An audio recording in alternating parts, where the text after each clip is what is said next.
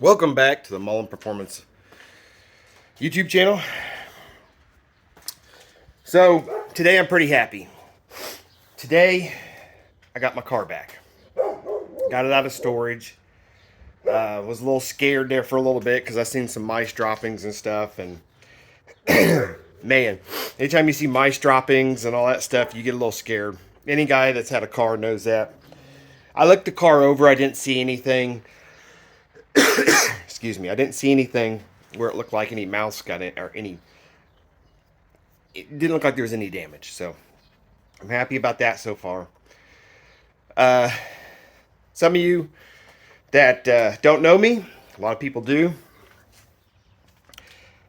I have a 79 Malibu two-door that I had bought back in 2006. And I'll give you guys a little bit of a history of this car. This car I bought from a guy out of Pennsylvania. I live in Indiana. Bought off eBay. Drove from Indiana, crossed Ohio. No, I'm sorry. It was right on the Pennsylvania line because it was Ohio, Pennsylvania. The guy's backyard, literally, I guess you threw a stone over his creek behind his backyard, and that was Pennsylvania. So, went and picked it up. It was restored.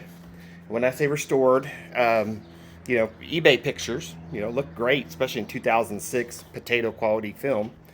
Looked great. I get there. Car was great. It's quiet. 267 two-door. It's a very, very light blue. I think it's called ice blue. And this guy was, he was giving me all the parts and pieces, and which I didn't know at the time. The car had been repainted, and it had a new top put on it. And supposedly they went through the interior and all this stuff. So I don't know how bad a condition this car was before he had gotten a hold of it. But I wanted one to tear apart. Now I bought this car for $2,500, and it was probably at the time it was the best condition one I had found for that price. Because usually back in the day they went for anywhere from $1,500 to about $3,000 depending on what you wanted. So I got the car, and the guy was kind of, after we loaded it, he was kind of freaking out because he realized I was going to tear it apart once I got it. But got it home, and I decided that I was going to drive it for a little while. But the 267 was gutless. I mean, completely gutless. You kicked it down and it didn't speed up. It was one of those kind of deals. So I drove it for a little while. It's quiet. It was your typical, really good example of what a car could be like back in 1979. And I drove the car for a little while. And my plan all along was I wanted to have the first Malibu airbagged laid out on 22s. Because at the time, the biggest I'd seen was, I think, a Regal on 20s. And it was, I don't know, it looked great. And I got a hard on over it. And I'm like, oh my God, that's, I want another G-body and I want it to look like that. But I wanted to do the Malibu version of it. Because I love Malibus. I've had like 7 or 8 of them now. 9 of them. And so I got the car, drove it for a little while, airbagged it, put it on 17s because I had the 17s. And then one day, so within a year's period, a year and a half period, I managed to buy this car, buy a house, get a motorcycle. I think I got like a $10,000 credit card. My wife, she moved in. It was just a lot went on in that like year and a half. So I blew this car apart, and I thought I was just going to, rebuild it in my driveway, in my little one-car garage. That didn't happen. So a friend of mine, he started a motorcycle shop, and he had some space in the back. He said, bring it out here. I said, okay. So I brought it out there. I completely gutted the car, tore it apart, and all the way down to bare frame. I made a frame table out there. I was working in the back. It was dark.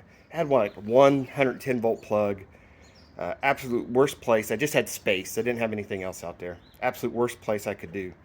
But I did it. I cut the frame behind the driver's door. I built my own frame all the way back. I scavenged a 8.8 out of a Ford Explorer Sport. It had 373s in it, disc brakes, and I narrowed it myself. So the Explorers have a short side and a long side to an axle. I took the long side, cut it, just bought another short side axle, and basically narrowed the rear end like 3 inches. And it fit underneath the car perfect. So I start looking at these cars, and I didn't realize that 22s looked way too big on the front of these cars. My personal opinion. So I wanted to do staggered. I like staggered wheels. A little bit smaller in front, bigger in the back. So I went 20s in the front, 20 by 8s in the front, 22 by 10s in the back with like, I want to do a 300 tire, but I don't like mismatching tires. And the tires I wanted only came in a 295. So I ended up with like a 295, 30, 22 in the back.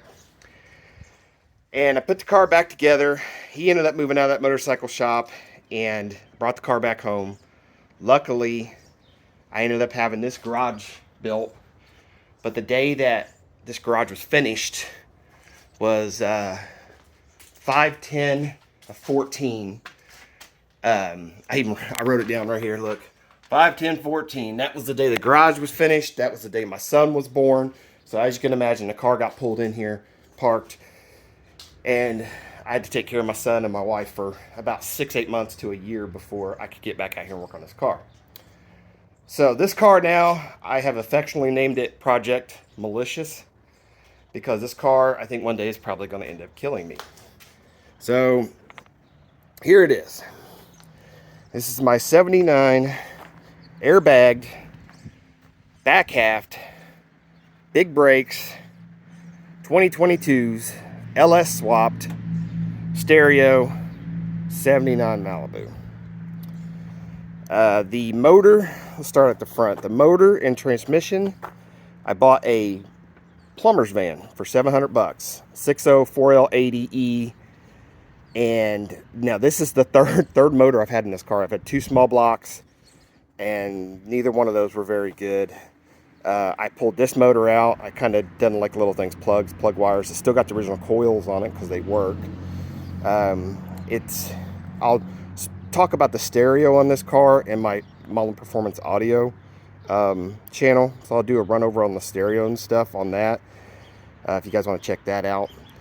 This is just about the car right now. 60 4L80E. The transmission stock. The motor's got probably about 120,000, 130,000 miles on it. I got, let's see here. Let's drug it out. Let's see if you can see. I got Willwood 6-piston calipers, 13-inch rotors.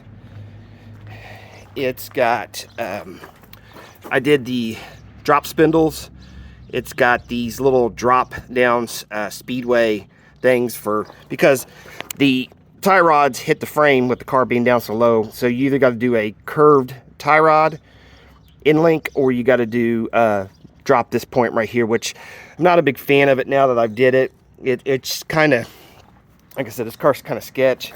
It's got tubular uppers. It's got UMI lowers. God, those things were like $500-600. Brakes were $1,500. You know, tires and wheels. It's got a 8-inch brake booster off of a Corvette on it, an older Corvette. I don't remember what year. I'm going to eventually end up building an intake for it. This alternator right here is the JS390. It's got a good, my wiring is a mess, guys. I'm not in the clean wire club here because I'm just wanted to get it done.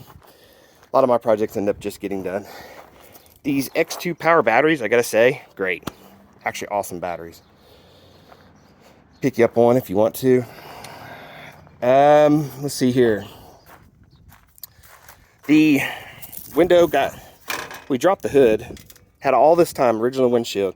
We got to put it back in, and the guy helping us kind of dropped the hood a little bit. You can see a little crease right here. That's where he dropped it. Started the crack. Put the stereo in the car. And then now I get it out of storage, and it's got a second crack across the top of it. So this is the original windshield, 79 windshield. You can always tell because they have these little, this was the original, I don't know if you can see those little wires in there, but these little wires right here that run up through the windshield, those are the original antenna for the car. That's how you can always tell original windshield. When I pulled the top off this car, I could hear the little crunch as I pushed in on it, and that was rusted out. You can see like these little holes. Whoever, GM, when it's designated a vinyl top, does not do body work to the top of the car. What they do is that they sand it, they prime it, and whatever overspray gets on the car, they put the vinyl top on it. That's why you'll see a lot of these older cars with rust on the top because they do not finish the top of the car. Because why? It's getting a vinyl top and it was quicker that way. Nobody cares. Let's see here.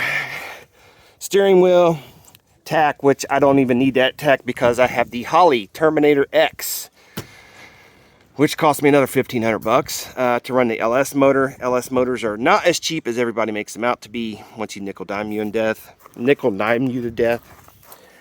This was a stupid purchase. I do not like these seats. They're Cypher seats. Cypher seats. I didn't have luck with them. They took a real long time to get my seats to me. Brackets and everything was stupidly expensive. I paid, and this was this was a stupid purchase, but it's like $1,500 for these two seats. By the time I bought the brackets, the bolting, they was one of the few companies that offered bolt-in seats for this car. And I bought by the time they supposedly made the brackets, got the seats, and got everything sent to me, it was like 3.5 months. Now, I admit this was during COVID, but everybody was hurting for business, and they should have pumped these suckers out as fast as possible and sent them to me. So, not happy with the Cypher seats. They're very uncomfortable. They fit okay. They sit a little tall. And, of course, you know, with the stereo in the back, I have to kind of scrunch them up a little bit anyway. Like I said, the rears are 22 by 10s.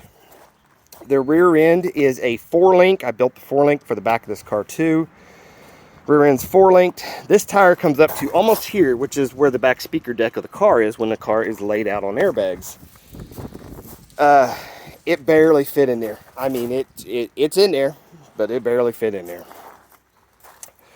Here is fuel cell, my dual air tanks, and my original compressor I've had for 1,000,000 years. Still chugging along. It'll probably die now that I said that. But compressor.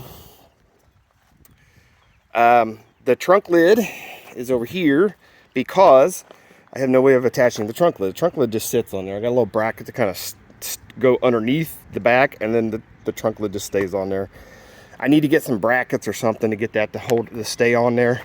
Figure that. That's another one of those things. I'll figure it out, and I haven't figured it out in like 2 or 3 years. So there it is. There is the pain in my butt, money pit, love-hate relationship with this car. Eventually, I'm going to say I'm probably either going to wrap it. You're fine. I'm either going to wrap it or I'm going to, you can come in the house later. You're fine. Plastic dip it. I don't know what I'm gonna do. I really want to paint it. I got a good buddy named Chris Hockersmith. He does awesome job on cars, but it'd have to be all tore apart. And to be honest with you, this car sits so much. By the time I took it to him and had him everything tore apart and paid for a paint job, and then something would fall off the top shelf and just crash on top of the car and dent it 10 minutes after I did that. So, because I scratch and dent everything I have, and it's so annoying that it happens to me. But right now, this car, I don't consider this car, like, if it can get scratched or dented right now, I really don't care that much. Do want to get a new windshield for it this year. I am going to put the fiberglass bumpers on the front and the back. My plans are probably to take the airbags off the front of this car. I want this car more reliable. I want to be able to jump in this car anytime I want and drive it. The sketchiness of the big wheels, no shocks on the front. This car, you know, it's all over the road. It's got that, you know, 40 some odd year old power steering or steering box, and it's just, man, I don't know, guys. I've gotten old. I don't want to break down nowhere. I've gotten old. I don't want to be stuck on the side of the road. I'm past that. I'm too old for that shit anymore. So there it is. There is my 15, 16 year project. It's taken up probably $30,000 to $40,000 of my money and time, and it still looks like that. It still looks like crap. I'm gonna do a video now on my stereo on my Mom Performance Audio channel. If you guys want to check that out, I'll go over what I'm gonna do on that. And yeah, I didn't even wash it. I literally took it out of storage, brought it here, and I cleaned up the garage a little bit. It's gonna come back in here, and then I might wash it before today. I don't know if I'm gonna do that. My plan was just to get it back here. So I don't know. I might fire up the stereo a little bit, see how that's doing. I haven't touched this car since early November, I think, is when I parked this car. And I don't have insurance on it right now, so I don't want to take it down the road. Knowing my luck. So, yeah, you guys have a good day.